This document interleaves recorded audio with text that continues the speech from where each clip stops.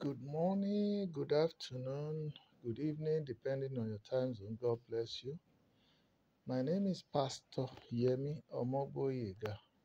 Thanks for watching my channel. Kindly subscribe, like, comment, share our videos, and press the notification button so that you get to know when we upload new videos. I want to really appreciate every one of you that recently subscribed and those who have previously done so.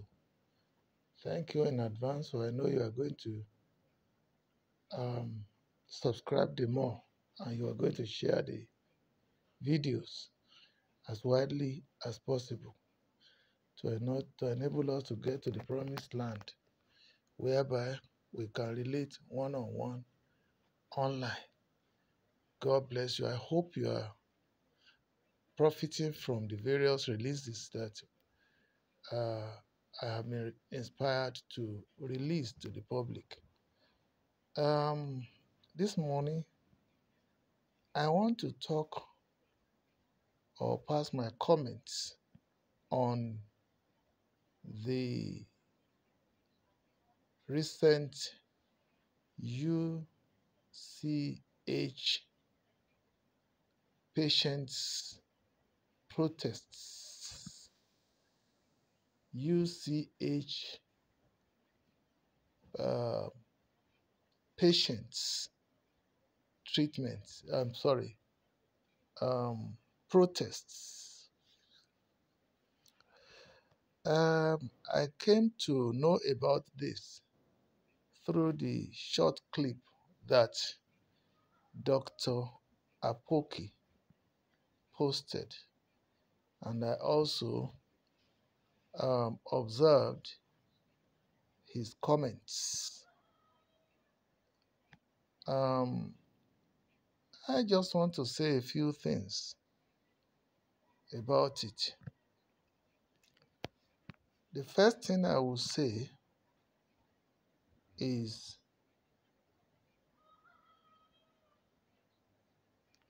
what happened at the UCH is not new. The only thing that is new there is just the fact that the patients finally publicly protested, which is a welcome development because the plague of silence will not change anything. Maybe if people have been talking over the time, by now that would not have happened. Number two, the what is happening in UCH is not different or is nothing to compare with what is happening in the Lagos University Teaching Hospital, LUTH, Idiaraba. I have had the opportunity of visiting the two hospitals way back in the 80s, and because I was close to Lagos before, I knew a little bit also about the LUTH. If there is one hospital in this world that puts me off most, it is the Lagos University Teaching Hospital. Practically all the time I have been there, what I saw always makes me to think that, is Nigeria a country at all? So I begin to wonder what the future of Nigeria will be if it was like that as at that time. And because all the time that I've been to the to Luth, I discovered that almost there was never a time that I went to that hospital that I would not see bodies, dead bodies, being moved or being evacuated to the mortuary. So at the time, I was wondering, what is the essence of actually coming here? I had concluded in my mind that anybody that is referred to the Lagos University Teaching Hospital, I had concluded in my mind that it is, let me be very modest, 80% chances that that person will not return to their homes well, because practically most of them will be dead. It's like I don't want to call it an abattoir center, or is it not better to call it an abattoir center? That was what my observation had been, personal observation. The last time I went there was when my mother-in-law was sick. She came out alive, but not hale and hearty. Eventually, she died elsewhere in another hospital, one experimental hospital around. They said there's one very renowned professor somewhere around. What do they call this place? I'll remember. After Abeokuta, I can't remember now. That professor that uses lantern to do his work. That was where my mother-in-law eventually gave up the ghost years back. Now coming to UCH Ibadan, this is an hospital that I believed held hope for the future of Nigeria. In I think it's the early 80s now, if not late 70s, my now late brother, elder brother, Mr. Ajiboye Lubuzi, had a serious accident between Ado Ekiti and Iye Ekiti in his own vehicle, and had to be rushed to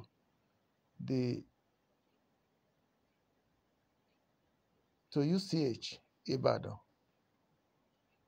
and I visited him there. That was my first visit to UCH. And when I got there, he was on the emergency section of the hospital. I knew nobody there.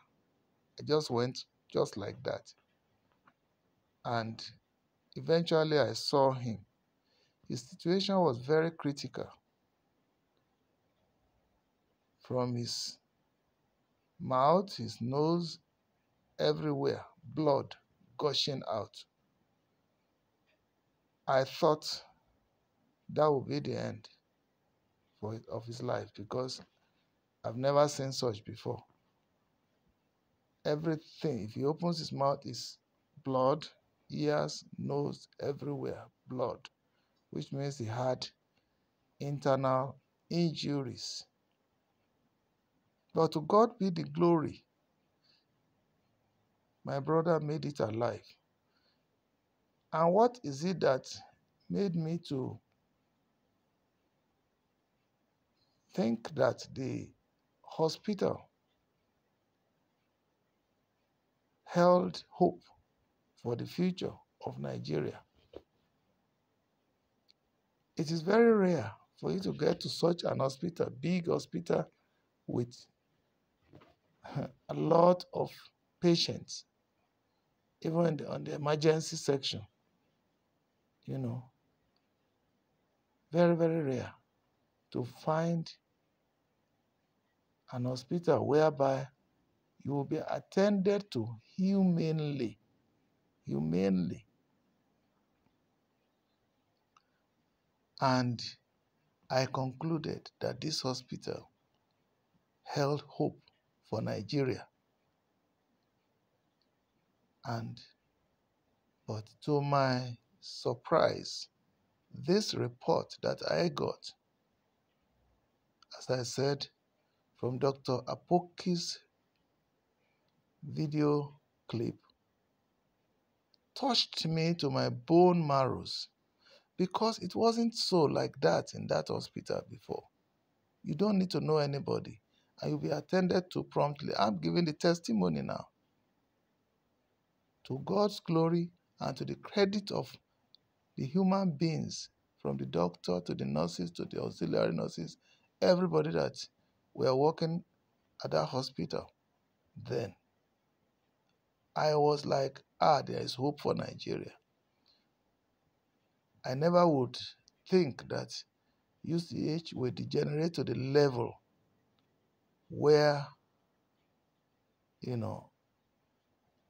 to the level which I can compare to that of the Lagos University Teaching Hospital, that I have really concluded that anybody who went there is a game of whether God still wants to use the person on earth. And then I still had another idea of what is happening in the UCH too. When my wife's friend's husband had an accident and had a spinal cord injury and was admitted there. We went to greet him, and the state I met him, I knew that short of the funding to take good care of him, I knew that there was hope for him. Although eventually he didn't quite make it. He died. But I believe when I got there and saw the gentleman, I saw that the workers, the nurses, everybody were still doing the very best they could in that circumstance. Even when he eventually gave up the ghost, I couldn't blame anybody. Now, the report we are hearing today, which we are viewing on the video clip now, is that UCH is now a place where for good 17 days and still counting, there was no source of power in the entire system. There was no source of water in the entire system. A place where there could be outbreak of cholera at any point in time. How they were managing. In fact, I don't know how such a gigantic hospital will operate without light, without water. And they have patients all over the place. And there are people on emergency. There will be people, I don't know, I hope they operate a maternity center too. There will be women in labor. There will be children who are in emergency situation, critical situation. There will be accident victims. There will be whatever nature of illness, whatever manner of illnesses that brought people there. The place is always jam-packed. So in such a place, now they are frustrated by lack of provision of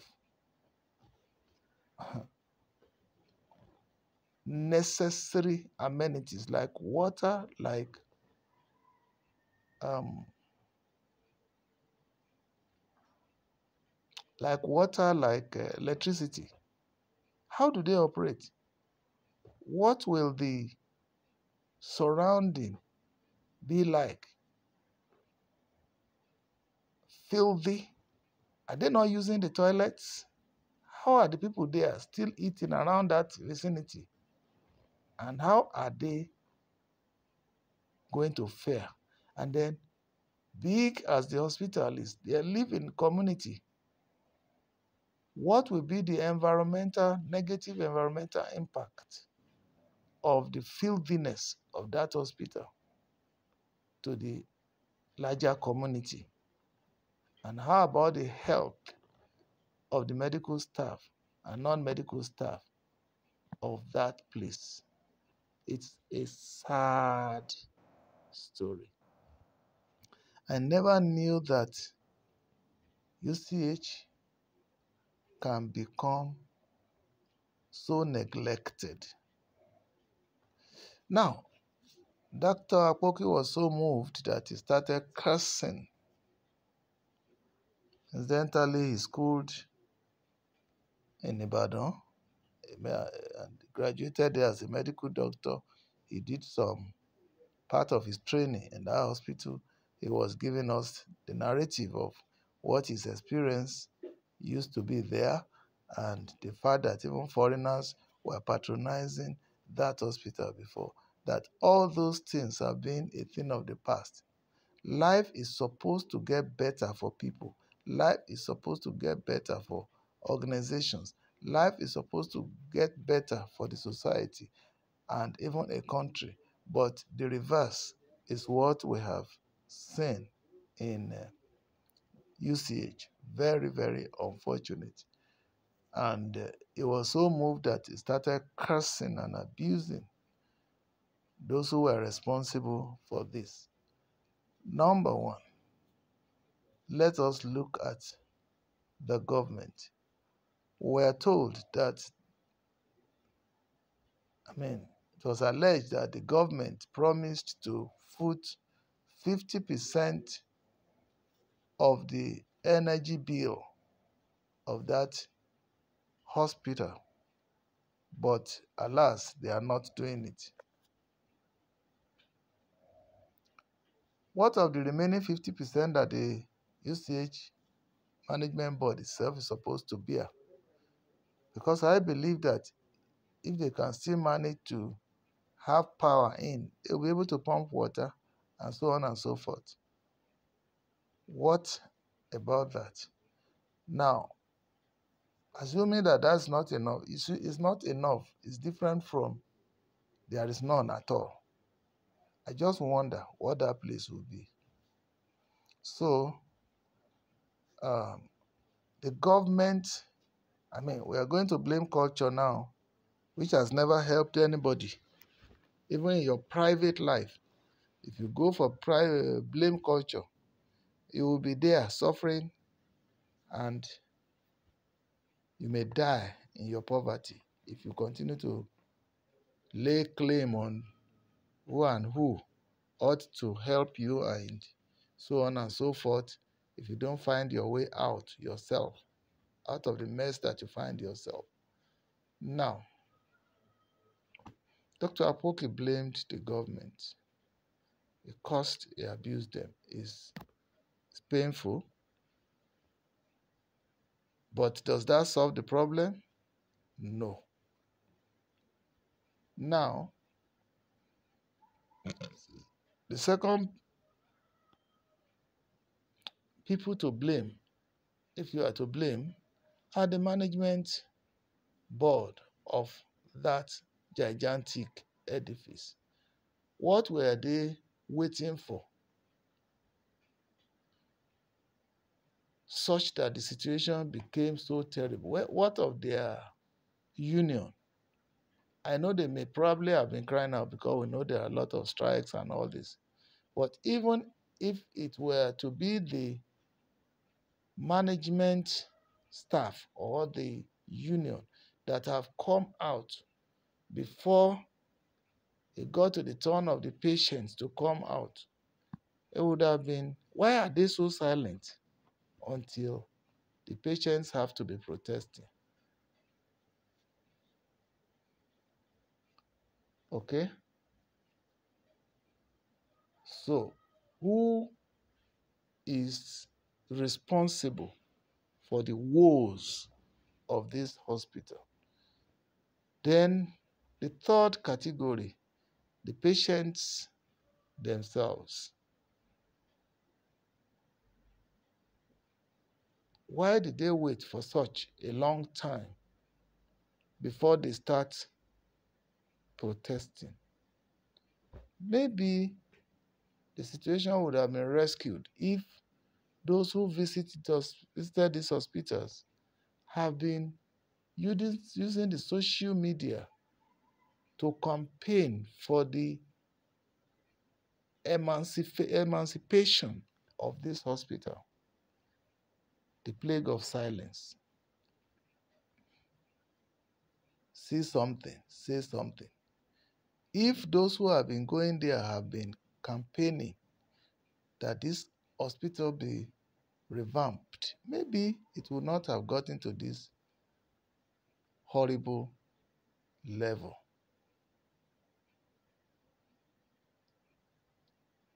Now, let's now come back to the basis or the basics.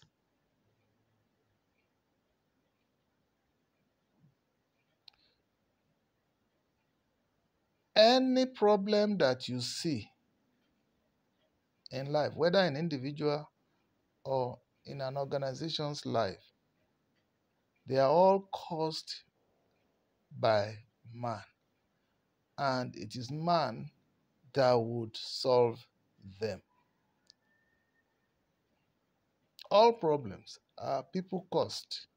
And it is the same people that will go back to the drawing board and resolve the matter. Let's start now from the government, or let me start from our individual lives. What we sow is what we are reaping today.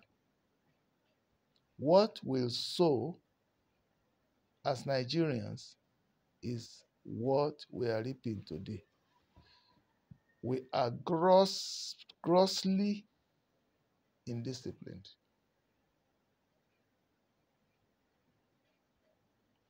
I'll give you the example.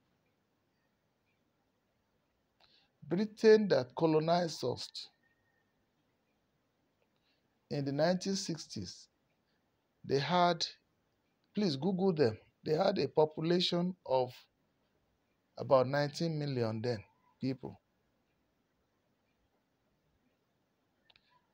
Today, maybe they are about 80 something million. I can't get the figure. That's why please check the facts. Just Google it. What is the population? What was the population of Britain in 1960? What is the population of Britain in 2024?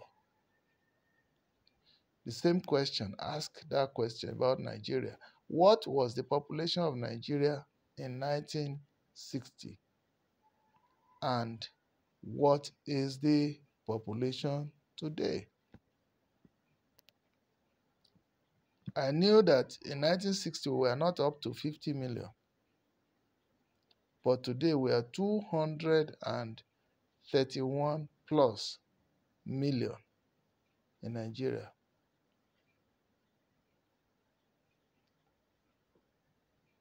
In Nigeria, 231 million. Check that statistics yourself. What would have been responsible if not for the fact that all of us put together we lack foresight? As if we have been recruited into this world to come and populate the world without making it better.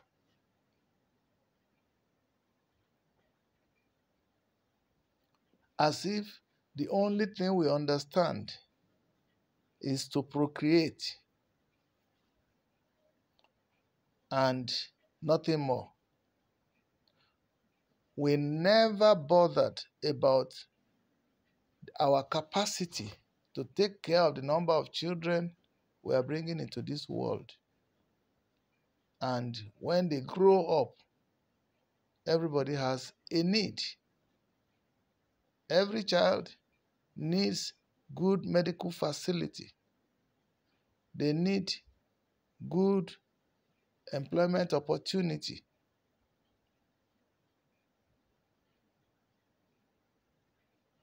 In order to generate the finances with which they will make their lives better. They will need adequate food supply so that they could live a good life. They will need various infrastructures to be able to fulfill their destiny. Good roads, good electricity, good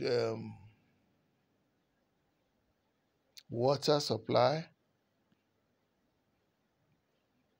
adequate industries to absorb the population that we are bringing forth.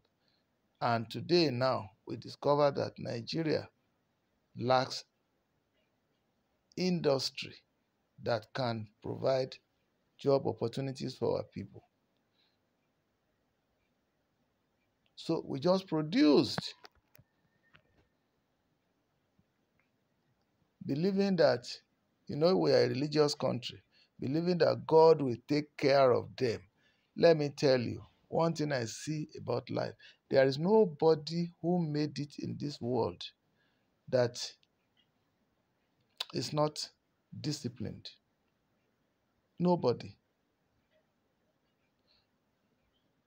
Even from personal experience in life, I discovered that if a family brings forth the number of children that they can cater for adequately, I believe that, and the children themselves respond to the good opportunities that are provided for them, those children will be far better than and greater than their parents. All the people we are celebrating today, they are the people that their parents were disciplined enough to send them to schools, good schools in those days. And they are the ones occupying the only few, a a small percentage of them arose from poverty background. Most of them were children that parents sent to school, while some parents in those days too failed to send their children to school and they could not be exposed to opportunities beyond their immediate domain, and they came to this world, lived like that, suffered. They are keeping faith in it that God will drop manna from heaven. Government will do so much for them that the life will be comfortable. Some of them were waiting for better government until they die. And even the children that they bring forth They become instruments in the hands of politicians and in the hands of religious leaders and in the hands of um, um, uh, antisocial whatever, antisocial groups. The children are available for any evil work. They are the people that are blocking the roads, right from those who will go to the expressway and say they are could be collecting money, and to those who will attack there because nobody cared for them when they were young, because their parents did everything in excess and foolishly believing that one government will come or that God will come from above and solve the problems that they are creating for themselves. And some parents also succeeded in creating an opportunity for recycling poverty, because when they bring forth children, the first, second born will not have gotten anywhere in life before they started carrying the responsibilities of the fourth, fifth, sixth, seventh, eighth, ninth children that they, as a result of lack of discipline, brought to this world. So, when are we going to get out of this? And the story is still the same today, even in spite of the terrible situation of inflation and hyperinflation that we have in this country. People are still giving birth to children indiscriminately, not minding whether they will be able to cater for them. Look, all these things I'm saying today will manifest in the next 15, 20 years. The children that are born now, in 20 years' time, they will begin to manifest what we, the parents, have given or have not given to them. If we're able to train them well and God helps them and they become somebody in life, fine. If we are unable to train them and give them good guidance in life, good support in life, may they not end up becoming what the generation of us who are, of people who are suffering now, will be. May they not be what they are now. But there is no fasting and praying about that. Suffering will come their way, because if they have no skill, parents cannot struggle to give their children any skill. What do you want them to be? They will need the medical facilities like the ones we have now that are protesting. It's unfortunate.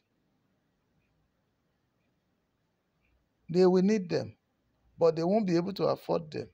And they will say they go to public hospitals and they will meet with this kind of, as we are speaking today, as many people as can afford good medical facilities, can afford good medical facilities, they can still get it privately or get it in or outside this country. But how many people can afford that? Food for thought. So let's go to the management board of this hospital. Like I did say, what are they looking for? Go and check. Eh, they will have skeletons in their cupboard, because those who are saddled with the responsibility of maintenance of these hospitals, and even the little that is given to them, corruption takes it away. What do we expect to happen other than what we are seeing?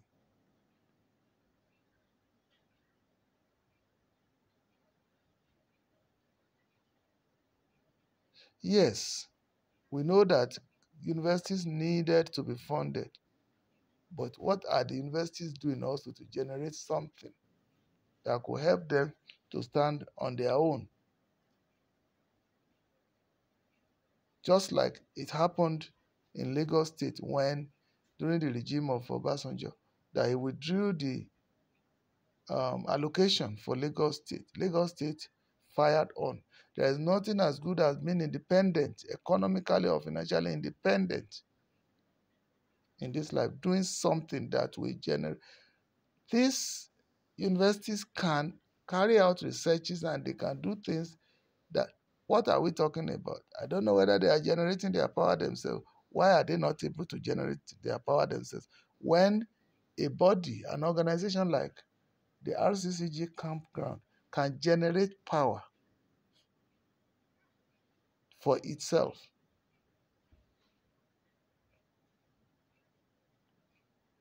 There is no university setting that should not have an independent power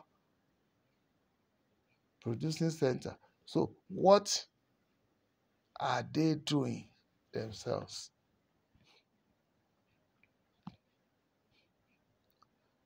Then let's go to the government. Everybody knows that bureaucracy, corruption, etc., are the lots of the government. We are still establishing more and more and more universities that will need teaching hospitals, but the ones on the ground are not well funded. It was alleged that the government was to pay 50% of the energy bill for this hospital, and it was alleged that no such funding was forthcoming. So, if that is the case, what is responsible for that?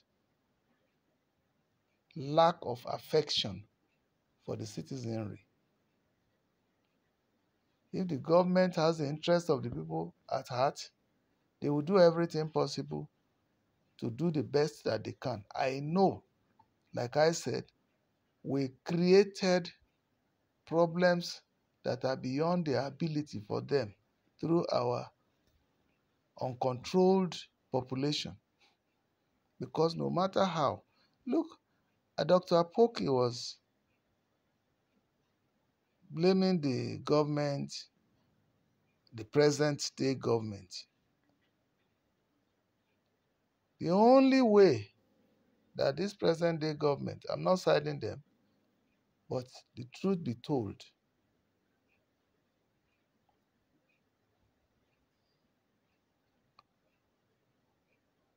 you have more than the number of children you can cater for, and you are suffering. Who do you blame? You have your own number of children, and maybe out of sentiment, you went and packed so many more children to live with you. You will feed them, you clothe them, you take care of their medication, you do everything. And then you now run into crisis. Who do you blame? Definitely, your resources cannot take care of them. And that's exactly what we have created for the government. We have created problems that cannot be easily solved. Put corruption aside, though. Even if there is no corruption and the government is so transparent, no matter how much income we generate, we cannot plan it in such a way that it can meet the needs of the population that we have. Keep emphasizing population, population. And not until we change from our corrupt ways. Do you know that producing children that you cannot cater for is corruption of the highest order? Not until we change our ways at our individual levels, we will still have the worst situation than we are having now. It's just deteriorating by the day. So we are the cause.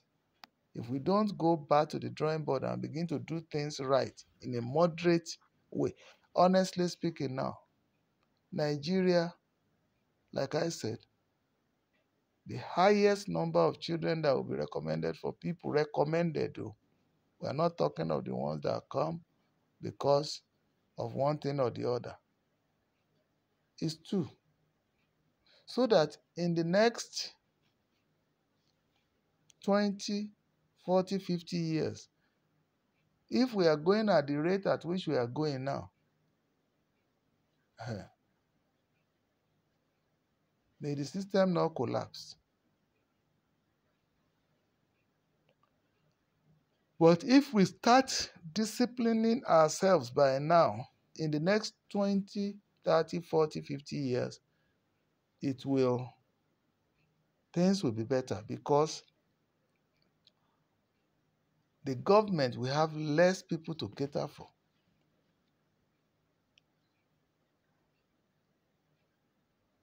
Food for thought.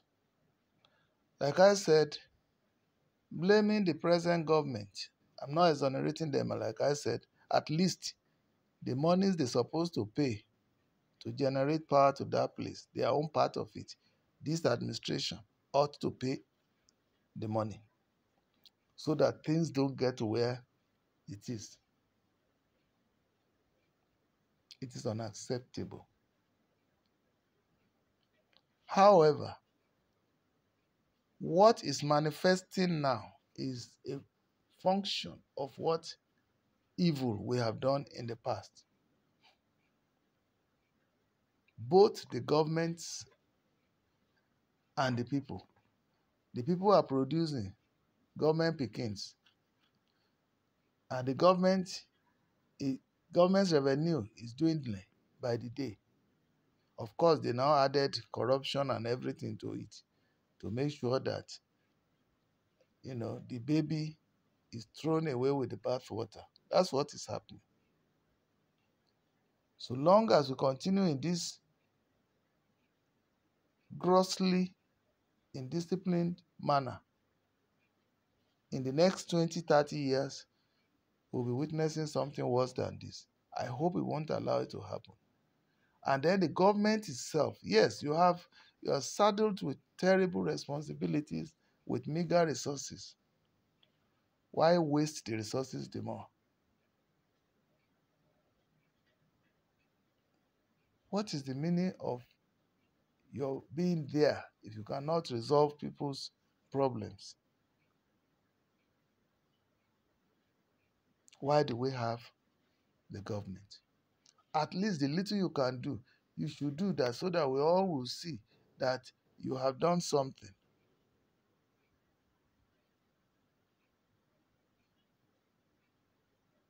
Thank God for how we are resolving the Dangote's problem.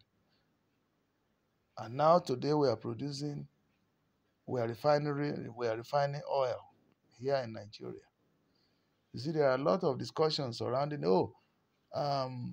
Aliko Dangote is monopolizing Nigeria. He will soon monopolize the oil industry. He will soon he did this in cement. He did this in practically all his business. He sent the competitors away. Those who are producing products like the food stuffs like Indomie and all, he sent them away. Brethren, I mean, what the government ought to do is not to allow for monopoly. The 4 refineries that will not work, why are they not working? If we get 2 more out of that to compete with Dangote, I think we'll be the better for it. And then if we license more modular refineries, I think Nigeria will be better for that. Why is it that it's something that profits the individuals that we focus upon? Previously, ex-President Obasanjo,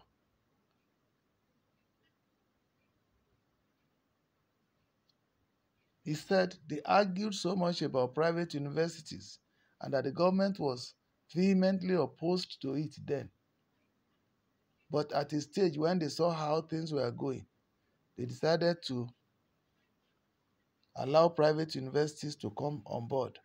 And that they also, even not only that, it was this Obasanjo's regime, if I remember very well, that started the National Open University. That decision alone has removed the crisis that would have had in our educational sector. Not only were they licensing private universities, they were also licensing more, establishing more government universities. If these universities were not there,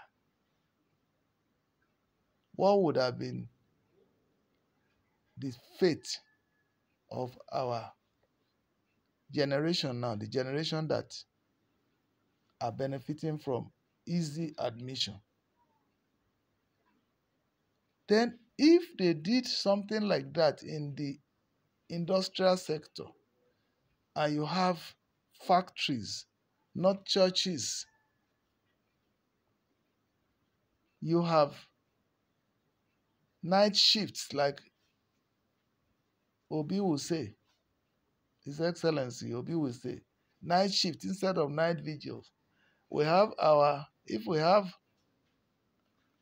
more warehouses and we have more factories, today everybody at their own level will be producing.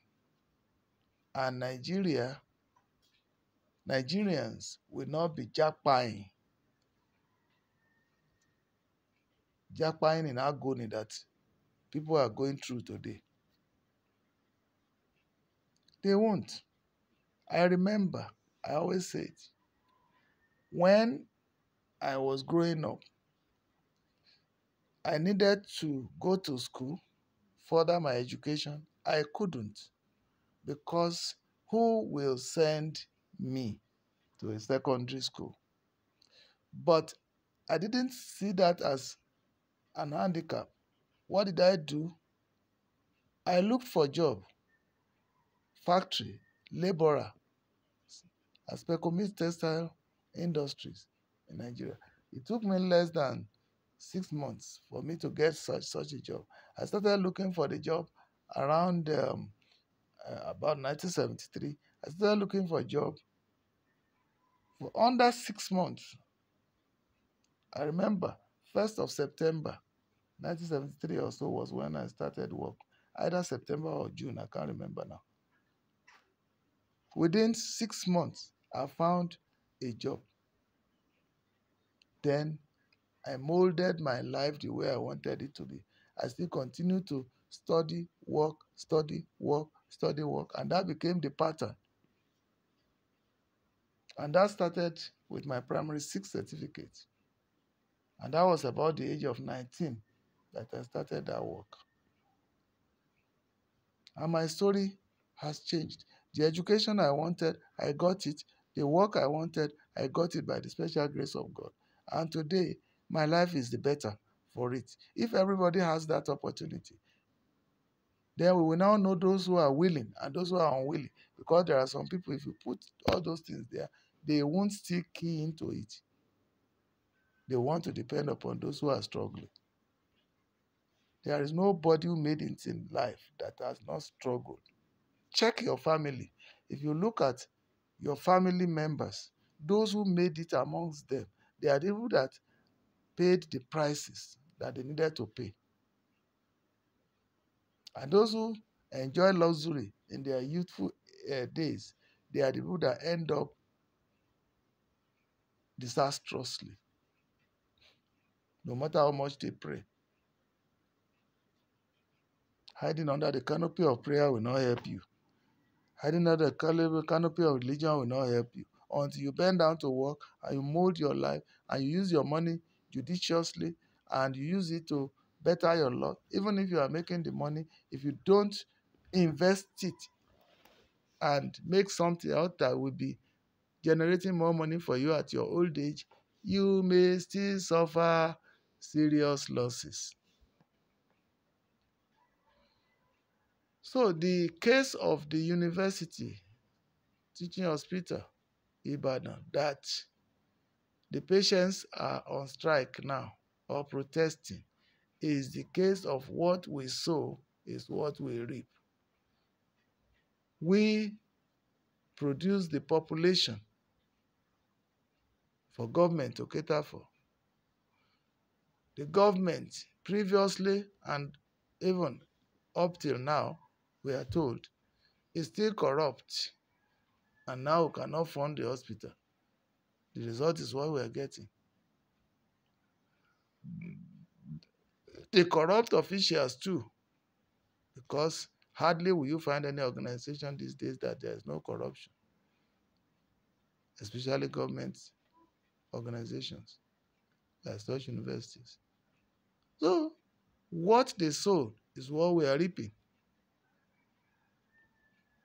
Not until we all go back to the drawing board and change our ways can things change. And even if we change our ways today, all of us at the same time, it will take the next 15, 20 years before we begin to see the manifestation, the positive manifestation that will follow. But are we ready to change? I'm your friend, Pastor Yemi Omogboyega. It's just my own little contribution, my observation. But I knew that anybody who deliberately plans his life and works towards achieving it, has agenda for his life and pursues it, that life will be the better in the future. Because God himself will support and be with the person. But anybody who is living a vague life will reap whirlwind. In your private life, what are you doing now to better your tomorrow? Your children, are they catered for? Or are you the type that is still marrying women around or just impregnating women around? Everything has repercussion. And every one of us will reap what we sow. God bless you. Please share this message to everybody in your platform so that we will continue to hammer until people begin to change and things begin to get better for us. May God Almighty bless us as individuals, bless us collectively as a people, and bless our nation so that the stories of woes like this will cease to be. Amen. God bless you. Have a wonderful day.